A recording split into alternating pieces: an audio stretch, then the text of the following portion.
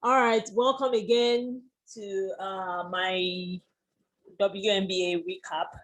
So for today, or well, better still, yesterday, I actually didn't want to watch any game because I was very tired and I really wanted to go to sleep. But I was like, you know what? Let me watch the Connecticut Sun and Minnesota Lynx because like I said, I had previously reviewed the Minnesota Lynx, and I think I was a little bit harsh on them. I have to admit, but I mean, they redeemed themselves, even though I still have a little bit of like thoughts on that.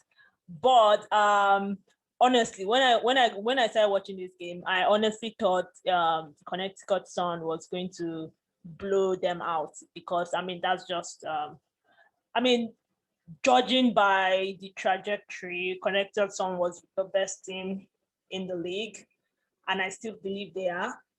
And Minnesota Lynx they were coming off of a very brutal loss to Seattle Storm where they didn't even have any energy. So I honestly thought that the Connecticut Sun was going to blow them out. But one of the things I love about the WNBA is that you never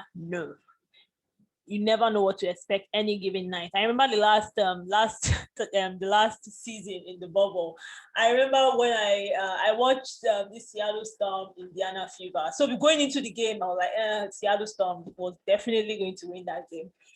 And yeah, they lost by 10, probably even 12. It was terrible, terrible performance. So you never know what is going to happen. And that's actually the thing I love about sports. It's like it's it's so uncertain.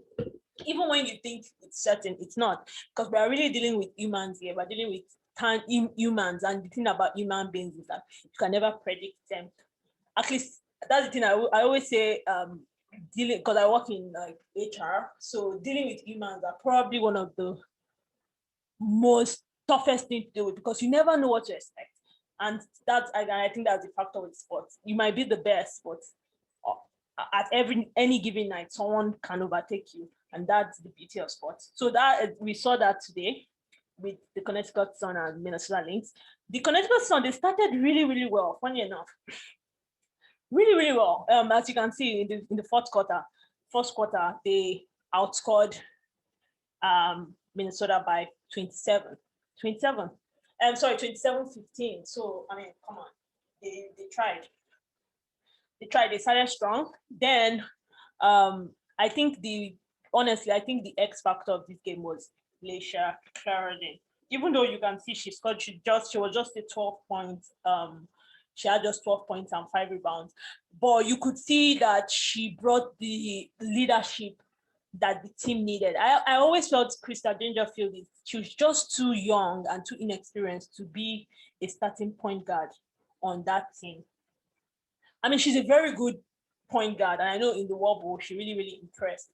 But this is a new, different ball game, and of course, you could see the way they got swept in the by the Seattle Storm in the semifinals. I mean, she tried, but you could see that they needed something else. They just needed number one, they needed a backup point guard, which Leisha Carradine was, but they also needed that leadership of just someone that they could hold on to and like, oh, she's been there before.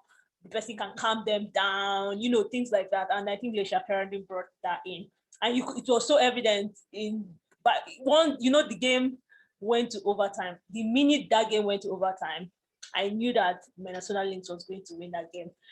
They just had this blood in the water kind of situation, like we can actually win this, we can actually win this, like in their mind, like we can win this, like because before it was looking so elusive, but then they came back from an 8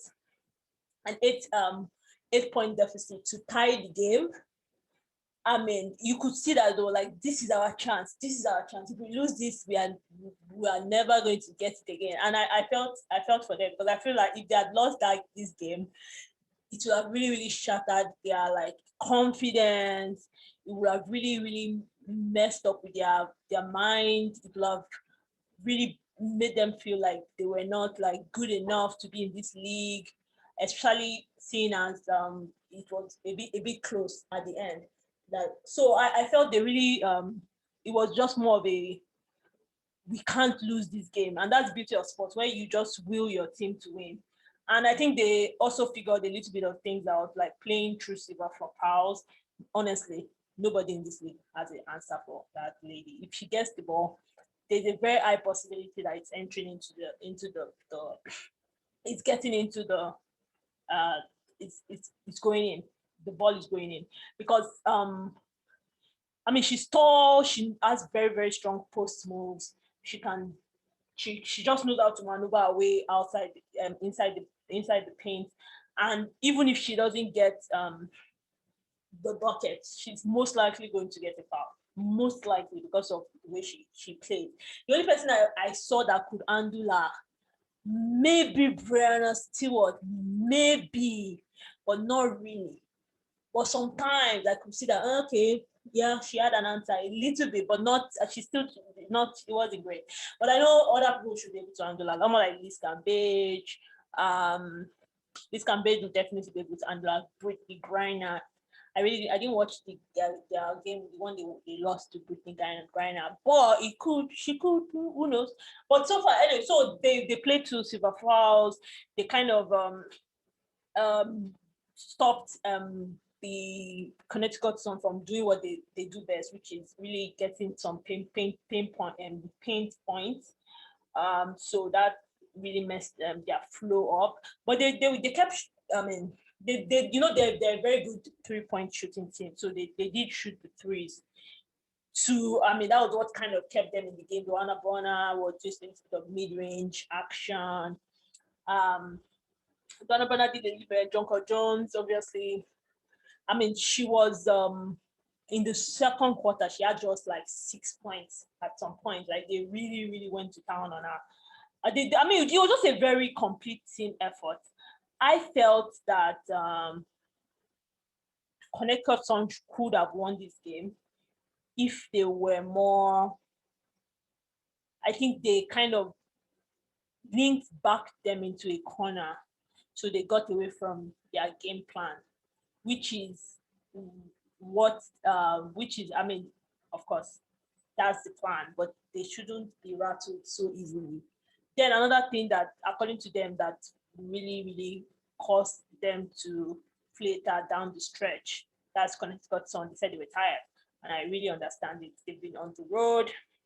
They've been playing a lot of strong back-to-back teams. I mean, they are tired. And so at the end, they just couldn't bring the necessary energy, because I know they missed a lot of shots. They didn't get the necessary rebounds that they needed to get. There was one, I think the thing that really split the game open was one possession where they were supposed to rebound. They didn't rebound. And Minnesota Lynx took 3 attempts, three-pointer attempts, and they finally got one, and that just broke the game open.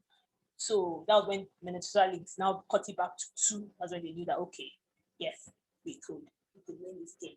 And then on the other end, they weren't converted. So towards the end, they were just missing a lot of shots, and that's really what did them in. But all in all, it was a good performance from both parties. Alicia Sheridan, she's good, but honestly, I think I need to see more. She did well in this game. I think she brought in the needed energy, and she needed direction the team needed.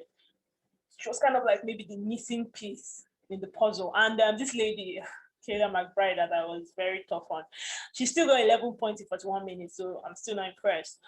But she hit the right shots when it mattered.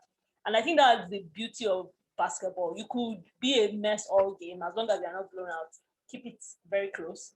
And when they need you, if you show up, and that's very, very important. So I felt that that's what she did. I still was impressed. In fact, I was impressed with all of them. They were just lucky. I'm sorry. They were lucky. Connecticut Sun was the better team. They were the better team. They did take a lot of shots that were missed. I think they were depending too much on the threes, as opposed to of course the twos that they were very used to. So I think that was and 3 point time it could actually be the death of you, because once you miss it, that's kind of like a turnover in my opinion, even though people don't think it is, but it is a turnover. So at the end of the day, you end up losing quite a number of opportunities to score instead of just going for the easy two or getting a foul. So they didn't do that, and so that was really what made them go down. But all in all, they lost.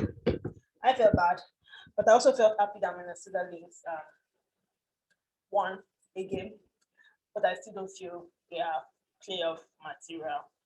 I still don't feel. I still my analysis the last time that they weren't going to make the playoffs still stands. I don't think they are playoff material. And I'm also thinking the Connecticut Sun. I'm also thinking maybe not. But let's see. I'd like them to play more teams, and let's see. And they should really get some rest. The schedule is really crazy, and they don't have a bench. Yeah, they don't have a bench. Their bench is really thin.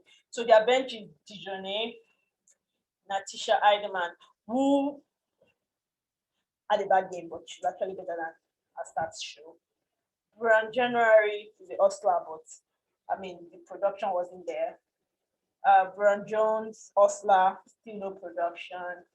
But if they could be at least 11-11, then maybe Dijonay, maybe 10, the game will have been not even close. And I think that's the edge a lot of teams. You have to have a better bench. Just have to have a better bench, because your starters can play this crazy minutes, 36 minutes, 41 minutes, 37 minutes, 38 minutes. Come on, that's a lot of minutes to play in a 40 minutes game. That's okay, maybe 45 minutes. That's crazy. So yeah, so that's what happened there. Either way, it was a good game, especially the missed. Yeah, that was an highlight. The over the missed 3 point shots. If that thing had gone in and it had counted, that would have been the craziest story ever. She got caught from Liberty on her first day on a new team. She hit the game-winning three. Oh my God! Everybody will have carried it. Media, it will have been one of the moments of the year, and I felt really bad that it didn't happen. But I still knew they were going to win because the momentum had swung in their favor. And she did give another three that really made the game a 7 point game. So, in a sense, she got it, or she didn't. I still felt bad. I really wanted her to have a moment, and I really like her. So yeah, so that was the game. Wasn't I wasn't as emotionally invested as I should have been. I think that's why I'm not really um I'm not really into it. They're not my team. I don't really care about either of them. But a game is a game. So other games going on were Sparks Sky. I'm not really a fan of them. I don't really care. Aces Fever. I knew Aces were going to blow the fever out, but I'm definitely going to do. They're playing Seattle next, and I love Seattle, so I'm definitely going to do that one 100% to see how that goes down. Funny enough, the Fever might win because, well, this is WNBA. You know what? I think the Fever will win. I think the Fever will win. You know why? They're coming off of the two blowouts. They've probably gotten their shit together. Seattle stuff can be very funny sometimes.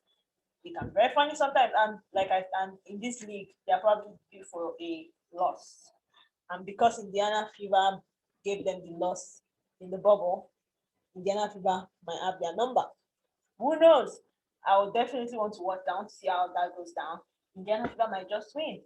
They're a terrible team, but even terrible teams can fight back sometimes. They're like, we don't want to be terrible anymore. We don't want to be terrible anymore. And how best to say we don't want to be terrible anymore than to knock down the top team in the league. So let's see how it goes. I really like to watch that to see if Indiana Fever can pull one out and get a win. So you can catch me when I recap that. It's tomorrow. I might watch it after because it's 3 o'clock and I probably will be sleeping by then. But I'll definitely watch it once I wake up. So that's it for the league. Hot takes. Not any hot takes. Hot takes. Maybe the sky is still bad, and I don't know what happened to them. But hopefully when they get their starters back, they'll get better. But so far, I've just been very surprised with the trajectory of this Sky because I did think they had better players than they fielded out, and I don't think the Sparks are a really good team. So, but then again, in this WNBA, they're all good. They're all good. You never know. If you sleep on a team, you will lose. Simple. No, if you underestimate a team, you will lose. If you don't bring it every single night, you will lose. So that's what I've learned from being from following the W, and I would like to see. But then the season is still young, so I'd like to see how teams progress as they go. Um, yeah, so that's it for this one. Have a good night, and